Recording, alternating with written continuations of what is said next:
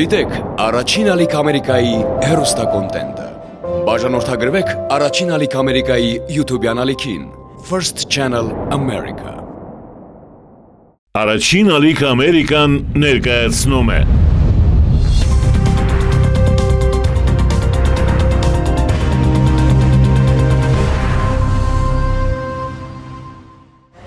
Ողջույն, առաջին ալիք Ամերիկայի եթերում հայրենակիցն եմ։ Այսօր տեղափոխվելու ենք առողջության եւ սպորտի աշխարհ, որովհետեւ մեր հաղորդման հերոսը հենց այս աշխարհից է։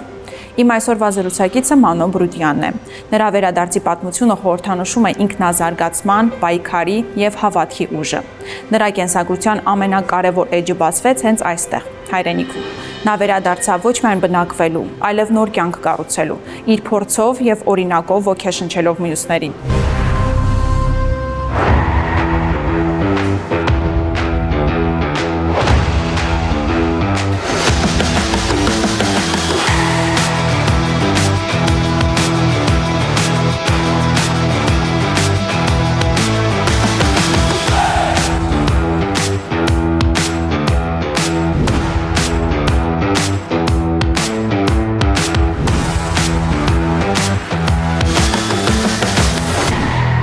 Մանո, ողջույն, ինչպե՞ս եք։ Մենք շատ լավ մերսի, դուք ինչպես եք։ Լավ, շնորհակալություն։ Այս մարզասրահում դուք մարզվում եք, թե մարզում եք ուրիշներին։ Երկուսն էլ անում եմ, ճիշտ ասած, նաև ես եմ մարզվում, նաև իհարկե մարզում եմ հաճախորդներին։ Նկատել ենք, որ շատ քիչ մարդ կա այս պահին սրահում, բայց չնայած դրան վերջին շրջանում կարծես թե նկատվում է, որ ավելի շատ մարդիկ են ձգտում առողջ ապրելակերպի եւ շատ հաճախ նրանք գալիս են ոչ թե գեղեցիկ, սլացիկ կազմվածք ձևավորելու համար, այլ հենց առողջ մարմին ունենալու համար։ Ինչով են պայմանավորված այս միտումները։ Նաև շատ ճիշտ բան եք նկատել, ուրեմն վերջի տարիներին այդ կուլտուրան ավելի շատ է մտել մեր մեջ, թե մարդիկ պետք է զբաղվեն իրենց առողջության մասին։ Դա իհարկե երբ որ աշխարհում մոդա է անգնում, Հայաստանում մի քիչ ուշ է գալի։ Ես ասեմ, որ 15 տարի սկսեց այս ամեն ինչին, մարդիկ խնդում էին մեր վրա։ Ասեմ, փողը վճարում, մեկ էլ գրում, չգիտեմ, ինչ քաշերա բարձրացնում։ Բայց իհարկե մենք չօգնեցինք այդ ամեն ինչից եւ փորձեցինք մարդկանց հասցնել այդ միտքը, որ սա քո առողջությունն է։ Ու գալիս են իհարկե սկսում են մարզվել ոչ թե մենակ մի հարեր կամ չանալու համար, այլ մտածելով իրանց առողջության մասին, թե աբակայում ինչ կարա բադահի իրանց հետ։ Դա այդ ամեն ինչը մենք փորձում ենք հասցնել իրանց, եւ մարդիկ լսում են մեզ եւ գալիս են այս ամեն ինչին։ Իսկ օրվա որ հատվածն է առավել արդյունավետ մարզվելու համար, առավոտյան թե երեկոյան։ Շատ հետաքրքիր հարց տվեցիք, ես կասեմ, որ ժամին հարմար է, արի մարզվի։ Բաժանաբանությունը մի քտի։ Գործի եմ, աշխատանքի եմ ուշացա։ Բայց իհարկե գա ճիշտ ու սխալ, եթե ձեր նպատակը կոնկրետ քաշ կորցնելու համար է, նախադրելի առավոտվա կողմերը լինի, ինչի համար, որտեղ մեր մոտ, ասեք, սնունդը կամ մի անգամ են տունազինում, կամ մարդիկ կան սովածեր են բարվում, դրա շատ կողմ չեմ ես։ Եթե քո նպատակը ավելի շատ քաշ հավաքելն է, ես քեզ գարաչարգեմ, կեսօրից հետո գաս, ինչի համար, որտեղ դու արդեն 2-3 անգամ գերած կնես եւ գլուկոգենդ լիքը գտնի, այդ ընթացքում որ դու բարաբում ես ուժային, քո մարմինը օգտվում է քո ածխաջրերից։ Առողջ ապրելակերպին եւ մարզումներին դեռ կանդրադառնանք, այժմ առաջարկում եմ վերադառնանք ձեր պատմությանը։ Խոսենք ձեր արմատների մասին։ Սաուդյան Արաբիա, Սիրիա եւ վերջապես Հայաստան։ Ինչով էր պայմանավորված այս ճանապարհը։ Բաբան աշխատել է Սաուդի Արաբիայում 75 թվականից։ Գնացել այնտեղ խոպան, ոնց որ մենք ենք ասում։ Գնացել այնտեղ աշխատել է, ուրեմն 81 թվին եկավ Սիրիա, մամայի դամուսլացավ, հետ գնաց Սաուդի Արաբիա։ Այնտեղ ես ծնվեցի 83 թվին, 85 թվին երկրորդ եղբայրս ծնվեց նույնպես Սաուդի Արաբիայում, հետո արդեն մենք որ արդեն դարձավ 6-7 տարեկան, տեղափոխվեցինք հետ Սիրիա։ Այնտեղ արդեն սկսեցինք դպրոցը, շարունակեցինք հայերեն լեզուն, գրոնք, էս, մինչև հասա 18-19 տարեկան, այնտեղ գնացի ես բանակ։ Սկսեցի ծառայել Սիրիայի բանակին, իմ ժամանակում 2.5 տարի էր։ Երբ որ ավարտեցինք, տեղափոխվենք ստեղ արդեն մի 2-3 ամիս հետո արդեն տեղափոխվեցինք ստեղ, որտեղ բաբայի մտքին գարեդի, միշտ ուզեցել է այդ բահը լինել, այսինքն միշտ հույս ունեինք, որ մենք մի օր պիտի գանք Հայաստան։ Մենք բոլոր ընտանիքով տեղափոխվեցինք ստեղ, մի տարի անցավ, արդեն մեր եղբայրներ միացան մեզի, ամբողջ ընտանիքով մնացինք ստեղ։ Դարձավ սենցերի։ Հիշում եք ձեր առաջին պատկերացումները հայրենիքի մասին եւ ինչպիսին էին ձեր առաջին տպավորությունները Հայաստան այցելելուց հետո։ Որ եկանք ստեղ այդ թվերին, այսքան ավտոներ չկար, այսքան շենքեր չկար, ամեն կողմ կանանչ էր, ամեն կողմ լավն էր, չգիտեմ, որ եկա այդ տպավորություններ մեջ, որ ես գնացել եմ հանգստանալ ինչ-որ մի հատ գյուղ։ Այդ առաջինից դուր եկավ։ Հետո բացել բերեց, որ հենց որտեղ որ վարձով էինք մնում սկիզբը, մեր հարևանը գար, իր դողը դենց ոնց որ ընկերություն արեցինք, բան ինքը սկսեց դանել ինձ տեղ ընդեղ դենց շատ օդար չզգացի ինձ էլի։ Ինչեւ ասենք մեր աշխատանքը գտանք, փորձեցինք, սկսեցինք աշխատել ու գնացինք առաջ։ Ինչ դժվարությունների հանդիպեցիք Հայաստան տեղափոխվելուց հետո ամենասկզբնական ժամանակաշրջանում։ Ինչն էր ամենադժվարը հարմարվելու առումով։ Նայեք, դժվարություններ ամենտեղ են լինում, դա գապ չունի, գնենք Հայաստանում, գնենք ուրիշ տեղում։ Իհարկե մենք ծնվել մեծացել ենք ուրիշ տեղ, մենք ունենք ուրիշ մտածելակերպ, մենք ունենք ուրիշ ապրելակերպ։ Իմացաք, երբ որ դուք եկել եք ստեղ, մենք ստիպված ենք համագերպել այս երկրի հետ։ Ես եմ եկել հյուրիրանց մոտ, կամ եկել եմ իմ երկիր, չէ՞, ոչ թե իրանք եկել են իմ մոտ։ So ես բարդավոր եմ, համագերպել իրանց հետ։ Մենք փորձեցինք շուտ ընտելանանք ստեղի մտածելակերպի հետ։ Իսկ կա ինչ-որ բան, որի հետ մինչ օրս չեք հարմարվել, չեք կարողանում ընդունել։ Չկա դենց բան։ Արավելից ես սենց բան կարամ ասեմ, եթե մի բան գա, որ ես չեմ հարմարվել, արդեն իրանք են հարմարվում իմ հետ։ Ինչ-որ մեկը պետք է պարտադիր զիջի։ Հաստատ։ Երբ որ դնում ես ճիշտ ես բացառում մարդուն, ասում ես այս սենց կամ դենց,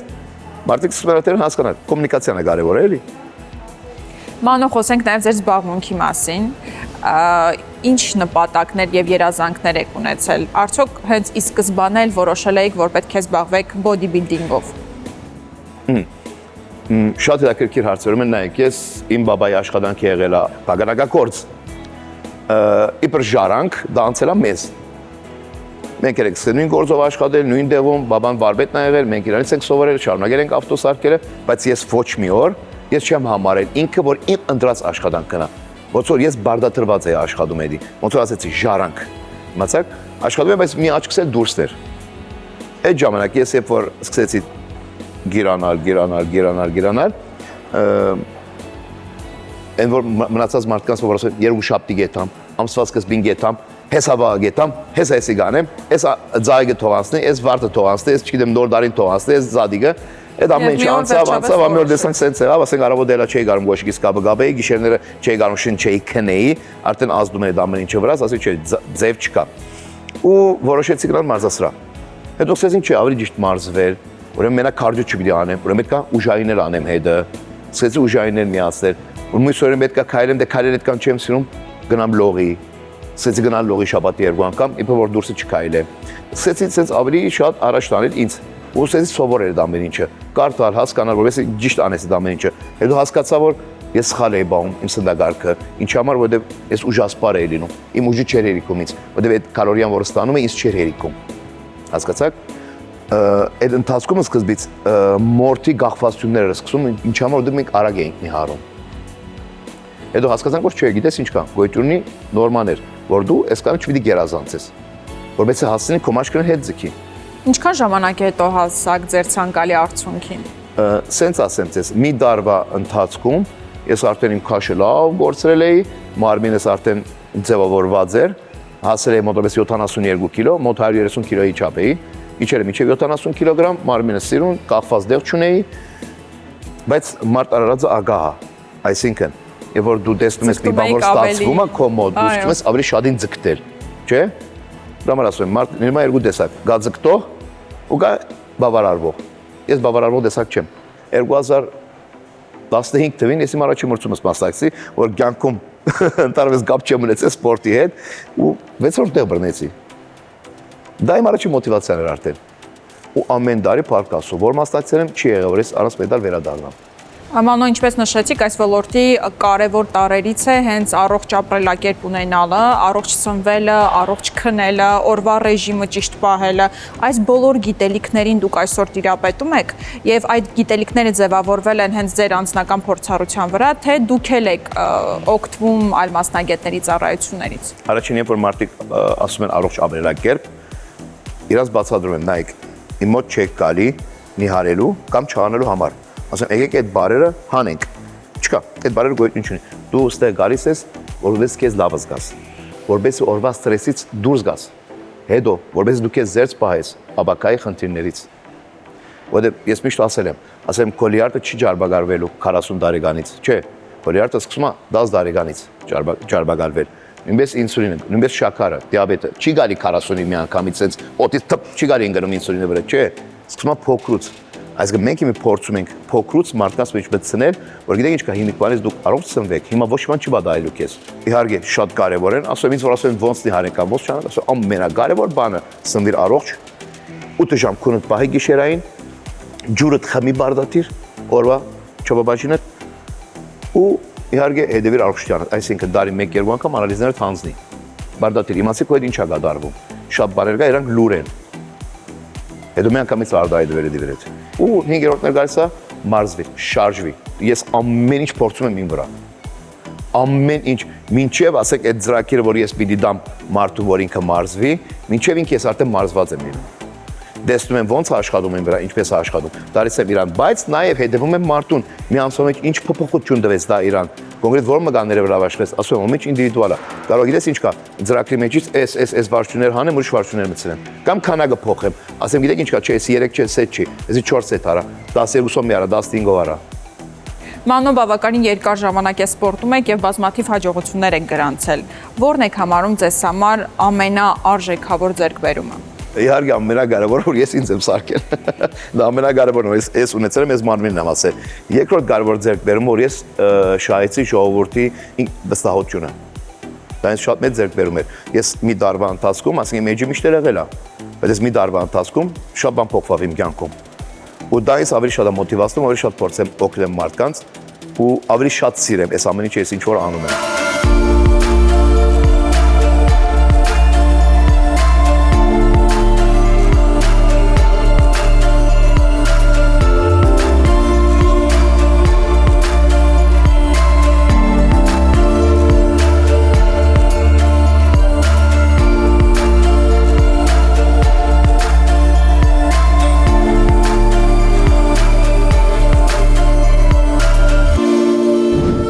Մանո, այնպես է ստացվել, որ ձեր կյանքի եւ զբաղմունքի բերումով բավականին շատ երկրներում եք եղել։ Եթե փորձենք համեմատել, ինչ դրական երևույթներ եք նկատել, որոնք բնորոշ են միայն Հայաստանին։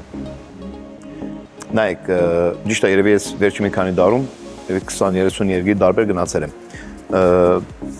Բայց ինչ որ մի բան կա, այդի չեմ կարող ասես կոնկրետ բացատրեմ ինչն է, ինչքան էլ սիրուն, լավ երկիր եմ գնացել կամ ձով են գնացել կամ, բայց ինչ որ մի բան կա, այդի չեմ կարող բացատրեմ, թե մի բան կա, որին ձգում է, որ հետ պետք է գնամ Հայաստան։ Ես մի տարի հետո գործով հետ գնացել էի Սիրիա 15 օրով, այն որ հաշվում էի ռոբեները, դե երբ ապրծնելու ժամերս ընդ հետ վերադառնամ Հայաստան։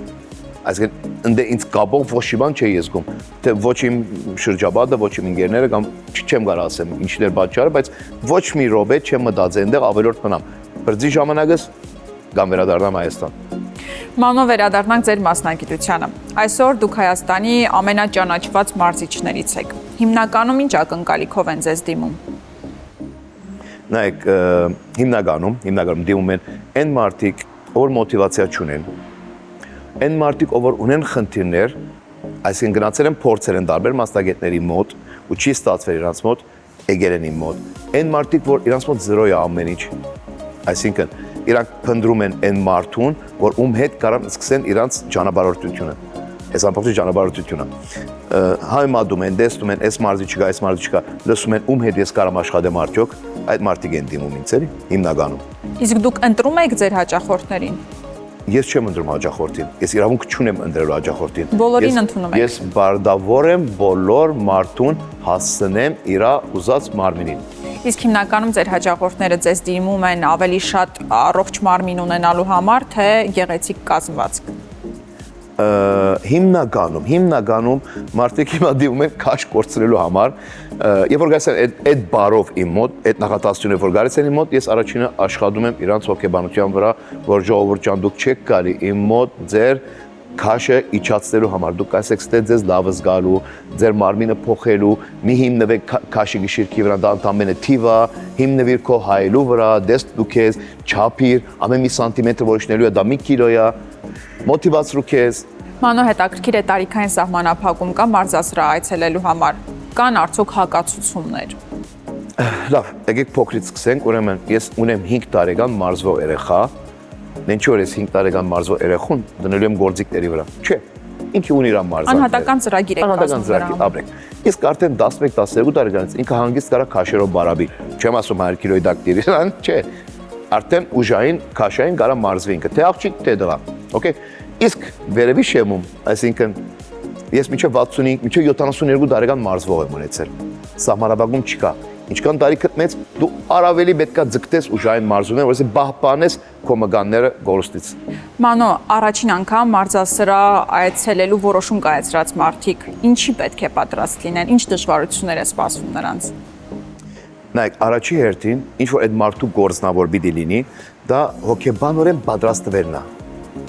Պետք է ինքը պատրաստ լինի։ Ինքը պիտի ուզի այդ ամեն ինչը լինի։ Ինքը պիտի իրան նպատակը դնի ու գա։ Էլի ամենակարևորն է։ Գիտակցված որոշում պետք է կայացնի։ Ինքը որոշումը կայացրած 100% պետք է հելնի գա։ Երկրորդ կարևոր խորհուրդս որ կդամ, ժողովուրդ ջան, մի ափսոսացեք այդ փողին, որ պիտի դա մարզի չի։ Եթե դու նոր ես սկսում մարզվել, դու ոչ տեխնիկային ես դիրաբեդում, ոչ ծրագրի ես դիրաբեդում, ոչ սնունդին ես դիրաբեդում, ոչ շիվանի ես դիրաբեդում։ Դու մտնելու ես ներս,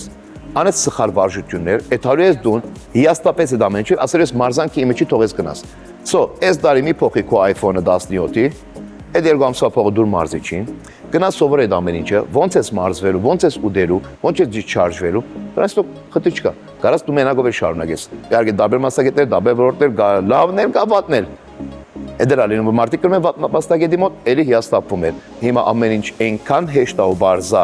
ամեն մարդու գրման հեռախոս կա, բացում ես, նայում ես, ընտրում ես քո մարզիչին, ով ոնց է աշխատում, ով ոնց է խոսում։ Դժվար չի դա։ Ճիշտ մարզիչին գտնել, այդ էլ է կարևոր։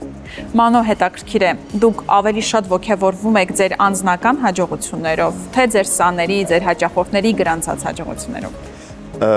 Շատ լավ հարց է, հետաքրքիր։ Ուրեմն նայեք, իմ հաջողություններով ուրախանում էի, ասենց ասեմ, ժամանակին։